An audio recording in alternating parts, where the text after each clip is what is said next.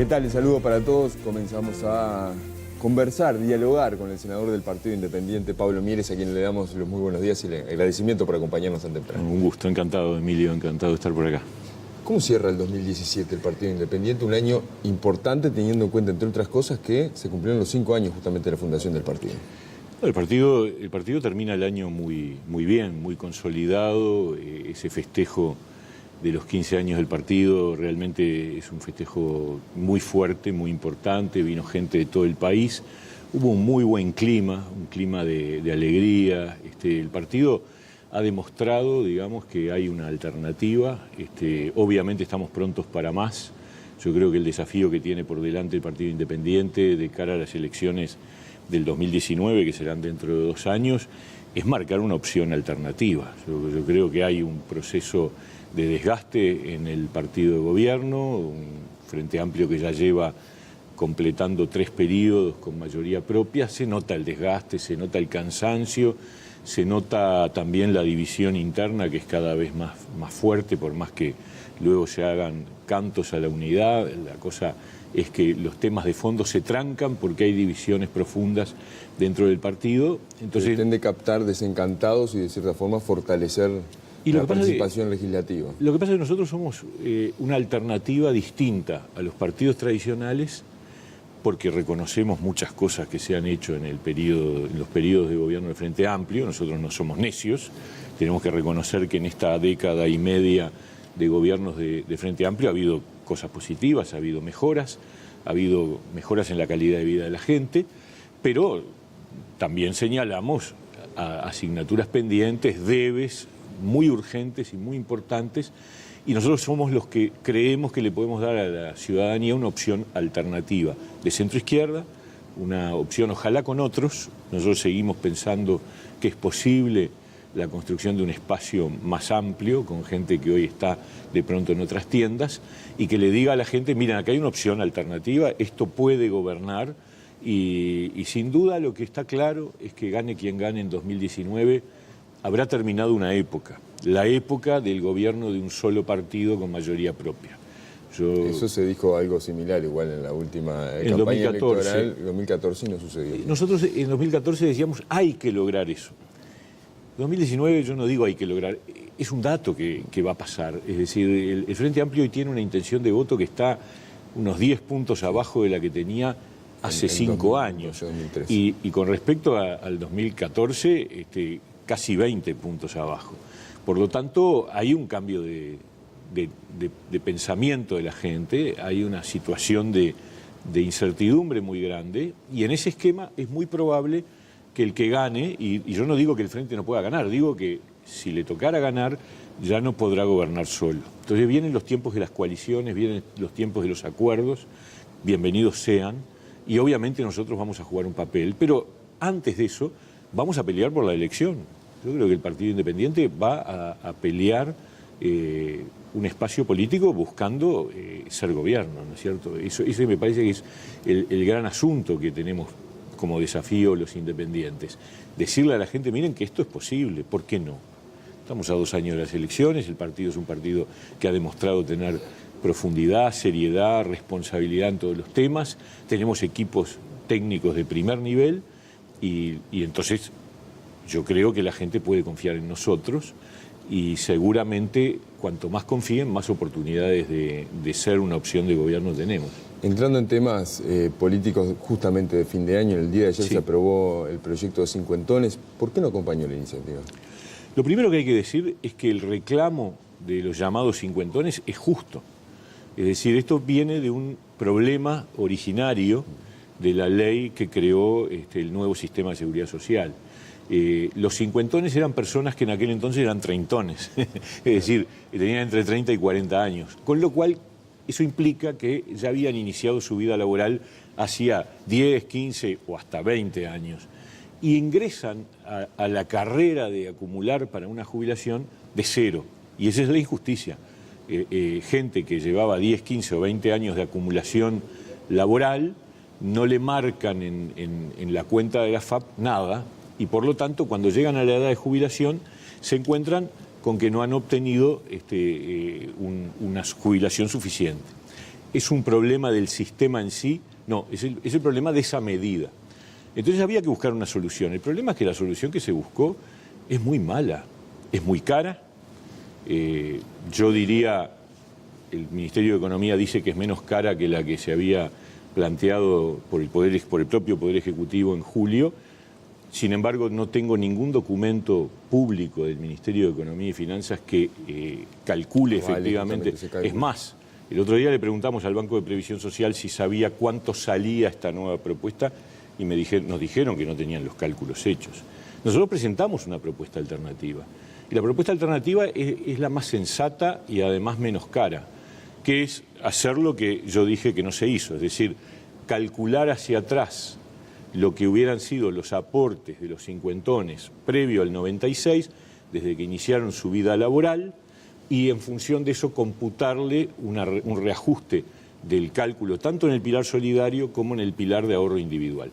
Esa propuesta no es un invento nuestro, la propuso el Banco de Previsión Social en 2012, cuando Murro era el presidente del Banco de Previsión Social, y está en los documentos que ha manejado el Ministerio de Economía y Finanzas. Incluso el Ministerio de Economía y Finanzas la cuantificó. Son 1.200 millones. Entonces, sí, el costo realmente es menor. Es insólito. Yo ayer decía, pero el presidente de la República, al que le hicimos el planteo, nos dice, miren, llegaron tarde. Y el argumento de llegar tarde vale más que una diferencia de 1.200 millones de dólares para el Estado uruguayo. Es increíble. Le preguntamos al Ministerio de Economía el otro día en comisión si no habían tomado en consideración esta propuesta y por qué no habían tomado en consideración. Y se nos dijo, bueno, es que estaba la otra. Y la otra tiene un problema adicional, además del costo, que son como 2.500 millones, que lo van a pagar los veinteañeros, los treintañeros, sí, claro, los adolescentes de hoy. Porque ese es el tema. Esta cuenta alguien la paga. ¿Quién la paga? La pagan las nuevas generaciones. Y yo decía ayer en el Senado, estoy harto de que todas las decisiones que se toman en este país van a favor de los mayores y, por lo tanto, en contra de los más jóvenes. Me parece terrible. Y por lo tanto no puedo avalar una cuestión de este tipo. Pero además, para los cincuentones, incluso tiene una incertidumbre, que es que los obligan a optar ahora.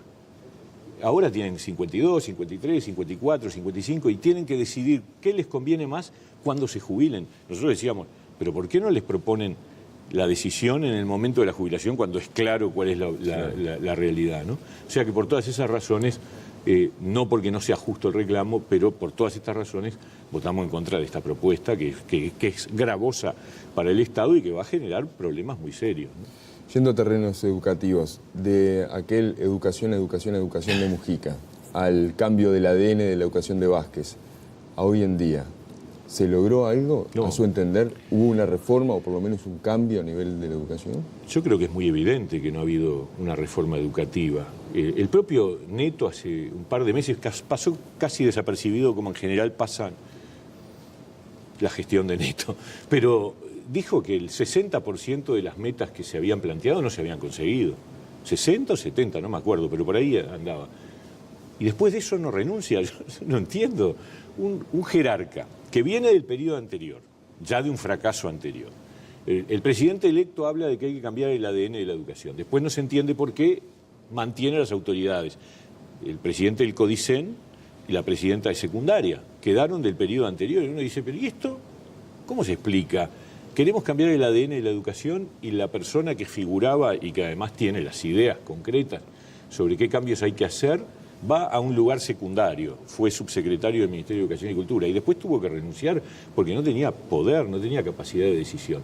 ¿Y qué pasa con la educación? La educación está cada vez peor, está quedándose. No es que esté cada vez peor en sí misma, está cada vez peor en términos comparados. Ayer Filgueira decía, mientras otros países aumentan de a 5 o 10 puntos cada 5 años los indicadores, nosotros aumentamos 2 o 3 puntos cada 10 años.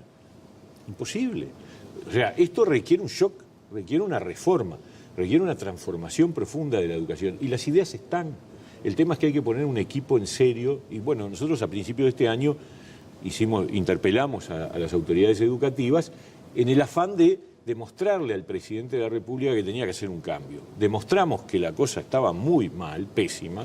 Yo diría que fue un planteo, porque hubo un equipo de asesores que nos ayudó, un planteo muy a fondo, muy concreto, muy desarrollado, y sin embargo el gobierno siguió como si nada. Entonces ya lo que uno tiene que pensar ahora es apostar a iniciativas como EDUI 21, que yo creo que ahí está un poco, digamos, ahí está atesorado lo que hay que hacer en educación, y espero que el que gane, sea quien sea, nosotros por supuesto que lo haríamos si nos tocara ganar, traeríamos al grupo de EDUI 21 para que lleve adelante la transformación educativa, que no puede esperar más. Ahora, este periodo ya no se puede esperar nada, lamentablemente, ¿no? ¿Liceos públicos de gestión privada? Por supuesto, son un instrumento que incluso las cosas que hacen son posibles de replicar en los liceos públicos de gestión pública. Es decir, ¿qué es lo que se busca? Y acá no hay magia. La clave en los centros educativos es que haya comunidades educativas.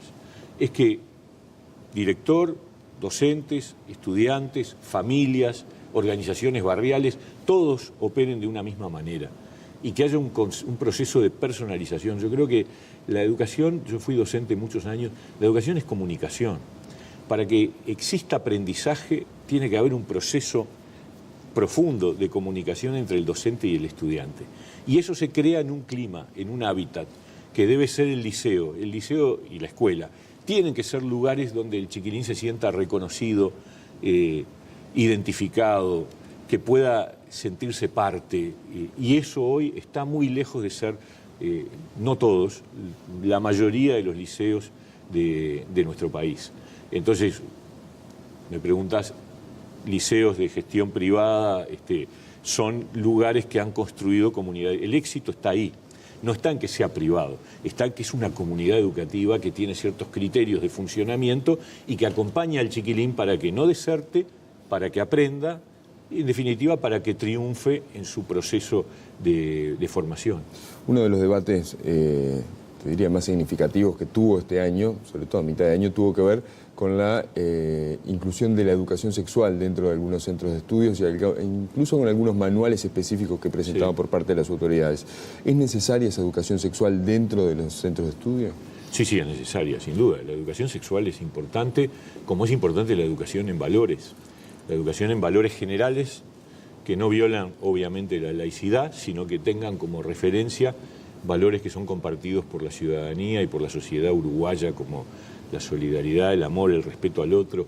Y de ese punto de vista, los chiquilines que vienen, además con familias, con la institución familiar en crisis, donde muchas veces los referentes familiares o no están, o están en otra cosa, o generan una situación como de abandono afectivo con respecto a los niños y a los adolescentes, por supuesto que la escuela tiene que jugar un papel.